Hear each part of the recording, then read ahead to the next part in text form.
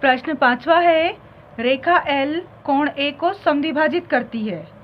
रेखा L ये कोण A को बराबर दो हिस्सों में बांटती है और B रेखा L पर स्थित कोई बिंदु है।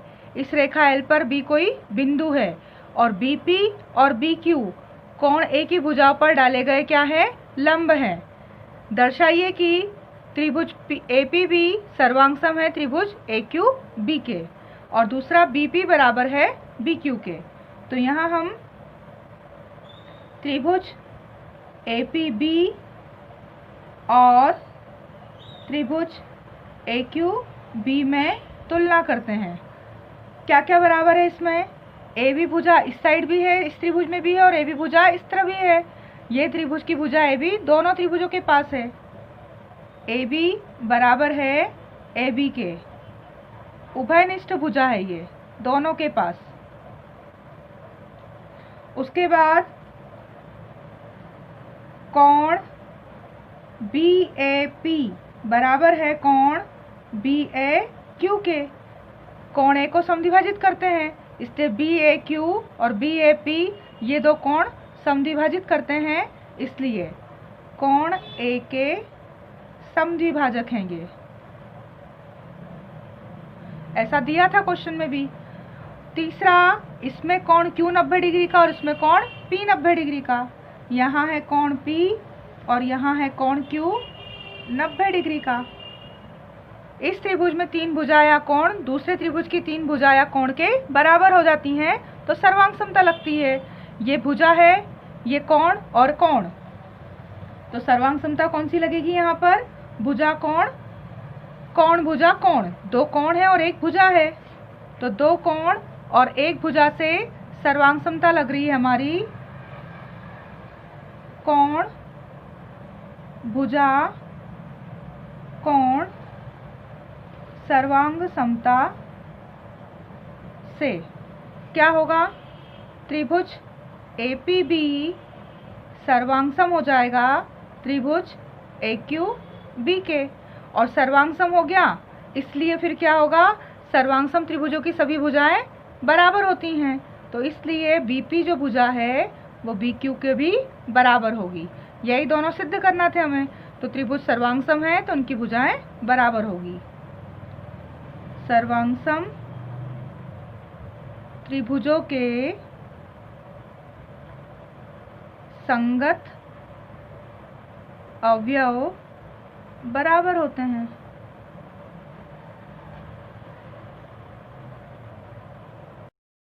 प्रश्न 6 है, आकृति में AC बराबर है AE के और AB बराबर है AD के। कोण BAD जो है BAD वो बराबर है EAC के। BAD कोण AEC के भी बराबर है। दर्शाना है आपको कि BC बराबर है DE के। ये जो BC भुजा है वो किसके बराबर है? DE के, ये आपको दर्शाना है। तो हल, त्रिभुज ABC और त्रिभुज ADE में, इन दोनों त्रिभुजों में देखते हैं हम, त्रिभुज ABC और ADE में, इन दोनों त्रिभुजों में क्या क्या बराबर है? AB बराबर है AD के, दिया है हमें ये। फिर AC बराबर है AE के, ये भी हमें दिया है। अब तीसरा जो दिया है हमें, अब कोण BAD ये बराबर दिया है हमें कोण EAC के, दिया है ऐसा। BAD पर ये पूरा ABC का कोण नहीं है, इसमें बीच का हिस्सा ये वाला हिस्सा दोनों में छूट रहा है, तो दोनों पक्षों में हम क्या कर दें? अब DAC जोड़ दें। ये दोनों बराबर हैं, इसमें अगर बराबर कुछ जोड़ा जाए तब भी ये बराबर होंगे। तो कोण BAD किसके बराबर था? EAC के, इसमें जोड़ दिया कोण DAC, तो कोण EAC ये BAD के बराबर था, इसमें भी जोड़ दिया कोण DAC। DAC ये कोण जुड़ गया किसमें? BAD में, तो ये पूरा कोण ये है त्रिभुज ABC का। तब पूरा जुड़कर क्या हो जाएगा कोण BAC, ये बराबर होगा। अब इधर EAC ये टुकड़ा था बराबर, उसमें भी जोड़ दिया DAC, तो अब ये पूरा बड़ा क्या हो गया है EAC, कोण EAD के बराबर हो गया। BAC कोण किसके बराबर हो गया EAD के। अब दो भुजाएं और एक कोण, इस त्रिभुज की दो भुजाएं और एक कोण इस त्रिभुज की दो भुजाओं और एक कोण के बराबर हो गई हैं। तो भुजा कोण भुजा सर्वांग समता से त्रिभुज ABC सर्वांग सम हो गया है त्रिभुज ADE के। अब सर्वांग सम हो गया तो फिर हम इसकी कोई सी भुजाएं बराबर लिख सकते हैं, इसलिए BC भुजा बराबर होगी DE के। सर्वांग सम त्रिभुजों के संगत अवयव बराबर होते हैं। सातवां है AB एक रेखाखंड है और P इसका मध्य बिंदु है। D और E रेखाखंड AB के एक ही ओर स्थित दो बिंदु इस प्रकार हैं। रेखाखंड AB है, इसके एक ही ओर स्थित है D और E, और इस प्रकार है कि ये कोण A जो है BAD बराबर है कोण B के ABE के बराबर है, और कोण EPA ये वाला कोण किसके बराबर है इस आधे कोण के बराबर है DPB के। आपको सिद्ध करना है कि त्रिभुज DAP सर्वांग सम है ABP के और AD बराबर है BE के। तो हल देखते हैं हम। कोण EPA ये जो टुकड़ा है किसके बराबर है DPB के, इस टुकड़े के बराबर है। बीच का हिस्सा हम दोनों में जोड़ दें, इस पक्ष में भी जोड़ दें ये हिस्सा और इस पक्ष में भी जोड़ दें बीच का हिस्सा। दोनों पक्षों में हम क्या जोड़ रहे हैं कोण DPE जोड़ने पर, तो कोण EPA में DPE जुड़ जाएगा DPE, तो पूरा कोण बन जाएगा, कौन सा कोण बन जाएगा ये DPA यहाँ से यहाँ तक का पूरा कोण बन जाएगा। और DPB इसमें DPE जोड़ेंगे तो क्या बन जाएगा APB, ये पूरा हिस्सा इस साइड का बन जाएगा। अब हम लेते हैं त्रिभुज DAP और EPB में क्या क्या बराबर है। DPA किसके बराबर है EPB के, हमने समीकरण 2 में सिद्ध किया है। AP किसके बराबर है PB के। क्यों बराबर होगा, क्योंकि हमें क्वेश्चन में दिया था कि जो बिंदु P है ये AB का मध्य बिंदु है, तो मध्य बिंदु है तो इससे क्या होगा वो AP और PB बराबर होंगे। फिर दिया हुआ है हमको ऊपर BAD किसके बराबर है ABE के, यानी कोण A कोण B के बराबर है। इस त्रिभुज का कोण A और इस त्रिभुज का कोण B बराबर है, ये हमें दिया हुआ है। तो दो कोण और एक भुजा, कोण भुजा कोण सर्वांग समता से त्रिभुज DAP सर्वांग सम होगा त्रिभुज EPB के। ये पहला सिद्ध हुआ।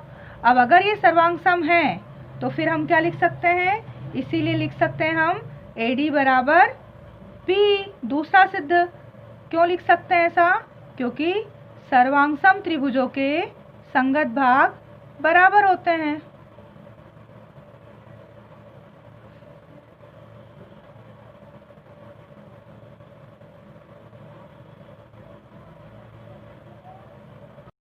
प्रश्न 8वां है, एक समकोण त्रिभुज ABC में समकोण त्रिभुज है ABC, कोण C इसमें समकोण है। M कर्ण AB का मध्य बिंदु है, जो AB है कर्ण इस समकोण त्रिभुज का, M उसका मध्य बिंदु है। C को M से मिलाया, अब C को M से मिलाकर D तक इस प्रकार बढ़ाया कि DM और CM ये दोनों कैसे हो गए हैं, बराबर हो गए हैं। ये भी मध्य बिंदु था तो ये भी एक दूसरे के बराबर थे, और DM और MC भी क्या हो गए हैं, बराबर हो गए हैं। अब आपको दर्शाना है कि त्रिभुज AMC ये जो त्रिभुज है AMC वो किसके समांतर है? सर्वांग है BMD के। दूसरा कोण DBC, कोण DBC ये भी क्या है? एक समकोण है, ये सिद्ध करना है। तीसरा सिद्ध करना है DBC, DBC ये पूरा बड़ा जो कोण है वो सर्वांग सम है किसके? ACB के। इस पूरे कोण के सर्वांग सम है। और चौथा सिद्ध करना है CM जो है वो A/B ये जो भुजा है उसके आधे के बराबर है। CM बराबर 1/2 AB। तो पहला हल करेंगे हम।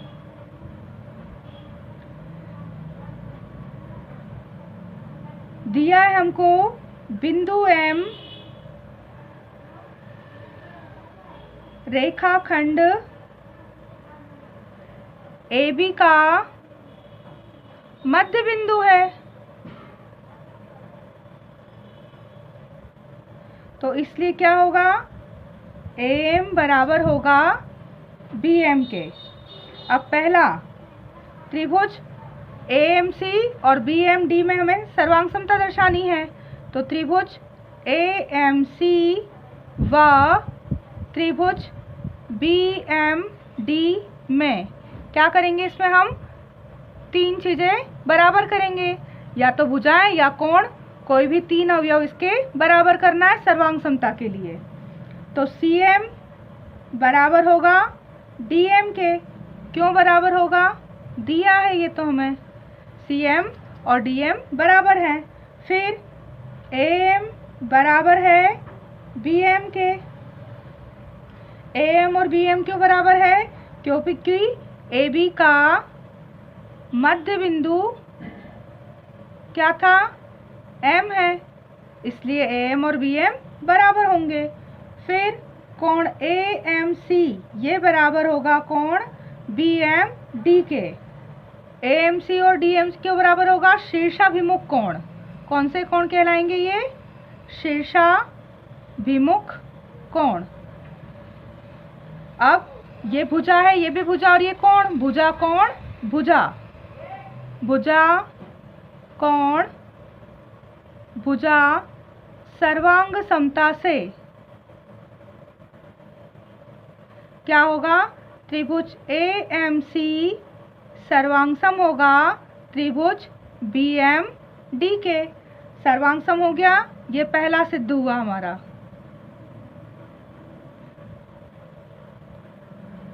पहला यही सिद्ध करना था हमको। अब दूसरा हमें सिद्ध क्या करना है कि कोण DBC एक समकोण है। तो अब इसी के आगे हम देखें कि अगर AMC सर्वांग सम हो गया है BMD के, तो फिर कौन सा कोण बराबर होगा? इसलिए हम लिख सकते हैं यहाँ पर कोण MAC ये किसके बराबर होगा? कोण MBD के भी बराबर होगा। जब त्रिभुज सर्वांग सम होते हैं तो उनके सभी भाग हम बराबर लिख सकते हैं। सारे कोण और संगत भुजाएं इसकी बराबर होंगी, इसलिए कोण MAC किसके बराबर होगा? MBD के। ये कोण बराबर हो गया, परंतु ये कैसे कोण है? परंतु ये एकांतर कोण है तथा जब एकांतर कोण बराबर होते हैं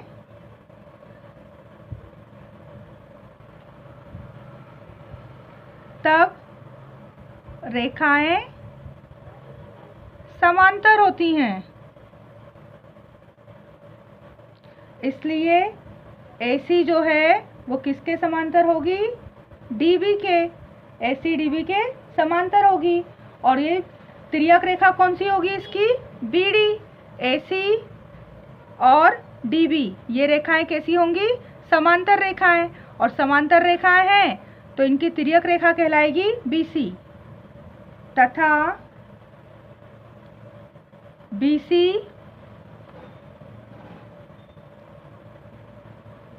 तिर्यक रेखा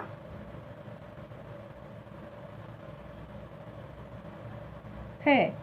अब तिर्यक रेखा है तो तिर्यक रेखा के एक ही ओर के अंतःकोणों का योग होता है 180। इसलिए कोण BCA प्लस कोण DBC दोनों का जोड़ कितना होगा 180 डिग्री। तिर्यक रेखा के एक और के कोणों का योग। अब BCA आपको दे रखा है कौन सा कोण, C समकोण है, तो ये तो 90 डिग्री आपको दिया है, और DBC आपको निकालना है, तो DBC बराबर 180। तो कोण DBC बराबर होगा 180 में से 90 चला जाएगा, तो कोण DBC बराबर आ जाएगा 90। ये हुआ दूसरा सिद्ध, यही सिद्ध करना था हमें दूसरा। अब तीसरा हमें सिद्ध करना है त्रिभुज DBC जो है सर्वांग है ACB के। तो पहले हमने सिद्ध क्या किया हुआ है, पुनः वापस त्रिभुज AMC सर्वांग था किसके, त्रिभुज BMD के। ये हमने पहले में सिद्ध करा है, त्रिभुज AMC त्रिभुज BMD के सर्वांग होगा, ये हमने पहला सिद्ध कर चुके हैं। अब सर्वांग त्रिभुजों के सभी भाग बराबर होते हैं, इसलिए हम इस त्रिभुज की AC भुजा बराबर लिख सकते हैं इस त्रिभुज की BD भुजा के बराबर। सर्वांग त्रिभुजों के संगत भाग बराबर होते हैं इसलिए। अब हमें जो तीसरा सिद्ध करना है, त्रिभुज DBC व त्रिभुज ACB में, अब इसमें तीन चीज़ें बराबर करें हम, तो यहाँ पर त्रिभुज में कोण DBC बराबर होगा कोण ACB के। दोनों किसके हैं, 90 डिग्री के हैं। B कोण और C कोण ये भी हम कर चुके हैं, C कोण हमें समकोण दिया था और DBC हमने समकोण सिद्ध किया है दूसरे में। दूसरा सिद्ध करना था हमें कोण DBC एक समकोण है और वो हम कर चुके हैं सिद्ध, तो दोनों 90 डिग्री के हैं। उसके बाद दूसरा क्या है, BD बराबर CA। BD जो है वो CA के बराबर है, ये भी हमने क्या किया है, सिद्ध किया है। उसके बाद तीसरी चीज बराबर करना हमें, तो BC भुजा दोनों के पास कॉमन है, DBC इसमें भी BC है और ACB इसमें भी BC है, तो BC भुजा बराबर है CB भुजा के, यानी कि उभयनिष्ठ भुजा है ये।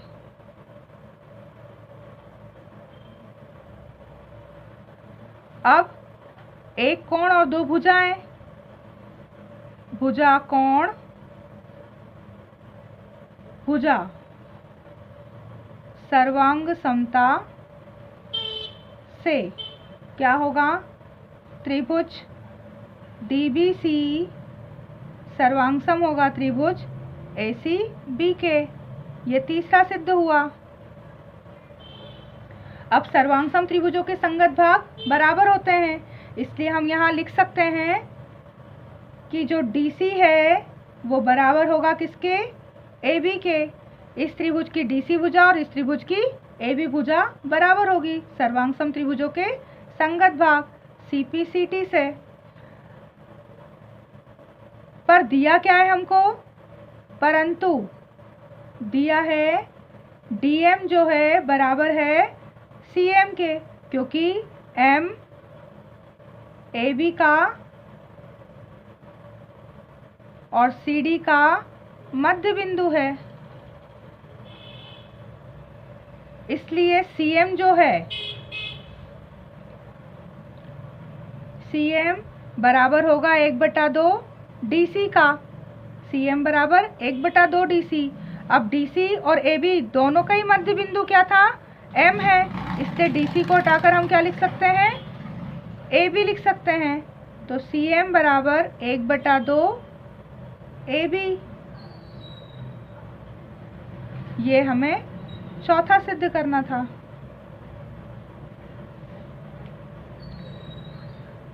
तीसरा सिद्ध यहाँ हुआ, DM बराबर CM था, AB और CD का मध्य बिंदु M है, तो दोनों का मध्य बिंदु M है, तो DM और CM बराबर है। और यहाँ क्या आ रहा है, ये दोनों त्रिभुज सर्वांग सम थे, तो DC बराबर हो रहा है AB के, तो DC AB के बराबर, DM CM के बराबर, और दोनों का ही मध्य बिंदु M, तो CM को लिख सकते हैं 1/2 DC, या DC को हटाकर लिख सकते हैं CM बराबर 1/2 AB। तो यही हमें चारों सिद्ध करना थे प्रश्न 8 में।